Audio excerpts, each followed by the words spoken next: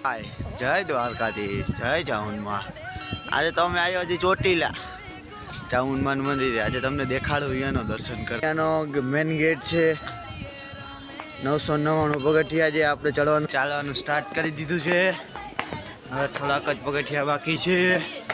ઉભરે તમને બહારના દ્રશ્ય દેખાડું એમ છે દ્રશ્ય જોઈ લો ખાલી એટલી ઊંચાઈ ઉપર આવ્યા છે આપણે ચોટીલાની મંદિરની અંદર ફોન લઈ જવા દઈએ તો તમને દર્શન કરાવું આ ચામુંડમાં ચોટીલાવાળા એના દર્શન તમને કરાવું છું